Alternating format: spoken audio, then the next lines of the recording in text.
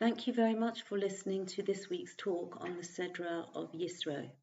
And we're dedicating this learning to the safe and speedy release of all of the hostages in Gaza and the safety and the success of the mission of all of the incredibly brave soldiers of the IDF who are really putting their lives on the line for all of us as they defend Yisrael, the people of Israel in the land of Israel and beyond the borders as well.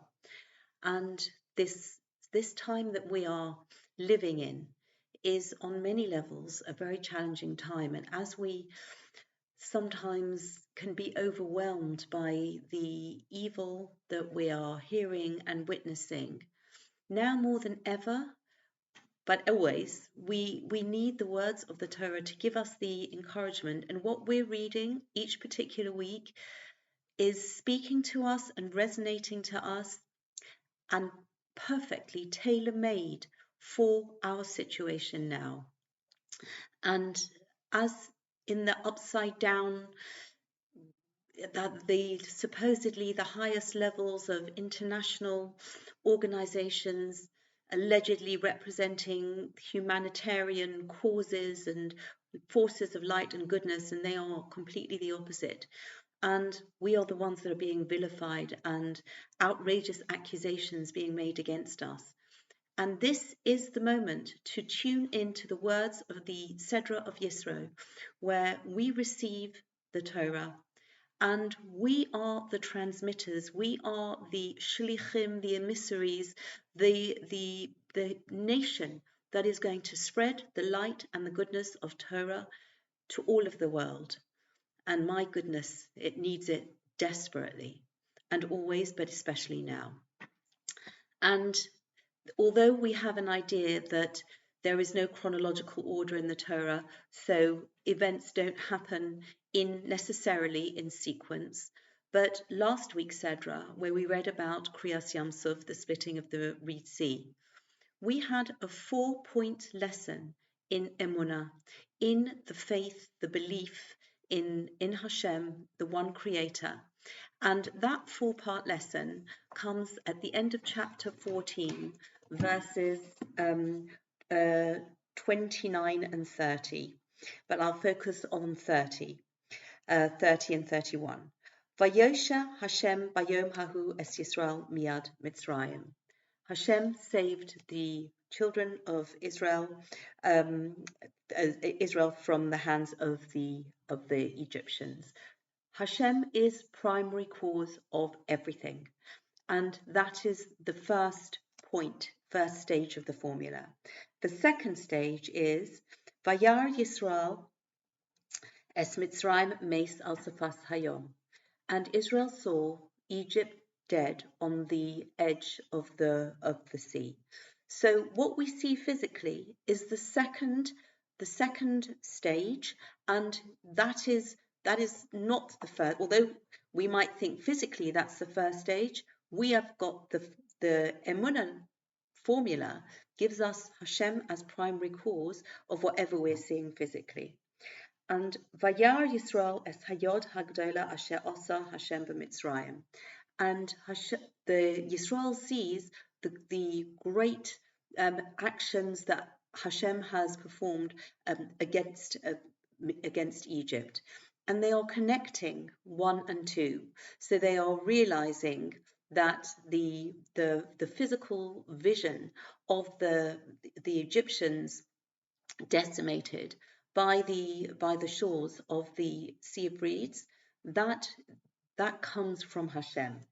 And then they further develop that idea, Vayiru ha'om es Hashem, the people are in awe of Hashem, Vayaminu b'Hashem uva Moshe avdo, and they believe, we have the word emunah, the root emunah, they believe in Hashem and in Moshe his servant. This is the foundation with which we enter into the experience at Har Sinai. And at Har Sinai, just pause for a moment and absorb the background that we read about this in the Seder of Yisro. Relatively few Sedras are called after the names of individuals. And in this case, the fact that the portion that we read is called Yisro is a great compliment to Yisro the person, Yisro the man, and he was a Gentile, and he is associated with the aseret hadibrot. And this, together with the fact that we receive the Torah in Midbar Sinai, on Har Sinai, in the wilderness of Sinai, on Mount Sinai, that is not in the land of Israel, that is not in Yerushalayim, in Jerusalem. It is outside. It is because the morality that is contained within the Torah is universal. And it's an interesting point to note that the animals, all of the other creatures of Hashem's miraculous world, have an inbuilt manual, have a system of reference, of belief, of behavior. They have their instincts and they act according to their instincts, and that is internal. Human beings do not have this internal system, this definite pattern of instinct to follow. We have bechira, we have a certain amount of latitude to be able to choose a path. And because of that, because we don't have a completely secure system that tells us exactly what to do, we need to have the manual that is the Torah, that is the morality of the Torah. And this applies to all of humanity. That whether it's the 7 Noachite laws, Sheva Mitzvahs B'nai Noach, or the aseret hadibrot, the 10 utterances, to translate it accurately. This is something that is the guidebook for all of humanity. And this is something that we can look at certain words and phrases in this week's Sedra that we are referred to in Perek Yud Tes, Pasuk Vav. We are referred to as Goy Kodesh, we are referred to as Mamlechas Kohanim v'Goy Kodesh. We just get there. Vatem Tihu li, and you will be to me, for me, Mamlechas Kohanim, a kingdom of priests, v'Goy Kodesh, and a holy nation. And we see that this is our calling. This is our mission, and we are chosen for this. And the phrase "the chosen people" is often misconstrued by our enemies and misunderstood possibly by some of our friends, that this is arrogant, this is insinuating that we are intrinsically superior to other human beings, and we are chosen and other people are not chosen. We are chosen for responsibility. We are chosen to be the bastions of morality in this world through the vehicle of the Torah. And this is something that we can really tap into right now, and we can have that confidence, and we can know that as the struggle against evil is taking place on the physical battlefield here, that the heroism of the soldiers, the attempts being made under extremely punishing circumstances, fighting an enemy that has no point that's too low, and there's no concept of any kind of laws of war. There's just the desire to kill and destroy, and this is what the IDF Tzahal are facing, and they are still trying in these circumstances to be as moral as possible. And obviously this is not being presented in many places in the world, and we need to know that this title that we have in this week's Sedra, Mamlechas Kohanim Goy Kodesh, this is something that we are exhibiting right now at this moment. The Torah is being given to us. We are all at Har Sinai today and every day of our lives, and this is also something that appears in this week's Sedra in Perek Yud Tes. If we go to the very first pasuk, B'chodesh Yutes Pasuk Aleph, B'chodesh Hashlishi, in the third month, L'tzeis B'nei Yisrael Me'eretz Mitzrayim, Bayom Hazeh, Ba'u Midbar Sinai. And Rashi says, Bayom Hazeh, B'Rosh Chodesh, this was Rosh Chodesh Sivan, Lo hayat tzarich lichtov ela bayom hahu. The Torah actually should have said on that day, not on this day. And we've often picked up that seemingly common grammatical constructs and prepositions actually have a wealth of significance. And so this, by saying this day rather than that day, this day is talking to us this day, as in today. And Rashi continues, Mahu bayom hazeh. Why does it say this day? Sheyiyu divrei Torah chadoshim alecha keilu hayom nitnu. That the words of the Torah should be as fresh and exciting and a source of wonder and joy as if you are reading them today for the first time. And so this is something that is speaking to us. It is speaking to us today. It is giving us this message of our mission. It is giving us the confidence to know. And we have to put our effort into making ourselves realize this reality, this truth. And it's something that we can do, building on the foundation that we had in last week's Sedra, that foundation of Emunah that I mentioned from Kriyas Yamsuf. The second phrase that is very famously mentioned in this week's Sedra, and that is Posuk Base. Vayisu Refidim, and they journeyed from Refidim. Vayovo Midbar Sinai, and they came to the wilderness of Sinai. Vayachanu Bamidbar, and they encamped in the wilderness. Vayichan Shom Yisrael Neged Hahar, and Israel encamped on the mountain. In brackets in this Chumash, which is the Gutstein Lubavitch Chumash, in a state of total unity as if they were a single person with one heart. That is including the famous Rashi that Ke'ish echad belev echad. Because the verb is written in the singular, that is taken as an indication of the complete unity that existed at this point of Matan Torah.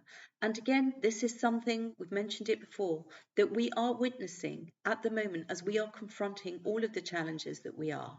And we can feel this sense of unity. This sense of unity is crucial to our national identity, to our survival. Otherwise, we know what the consequences are. And it was very poignant because I was reading a quote from Iris Chaim, who is a nurse, whose son Yotam was one of the 3 hostages mistakenly killed tragically by the IDF in Gaza. And the feelings and thoughts that went through everybody when they heard this news, and we cannot imagine what his mother must have felt when she realized what has happened. And she's described as a former kibbutznik from Haifa.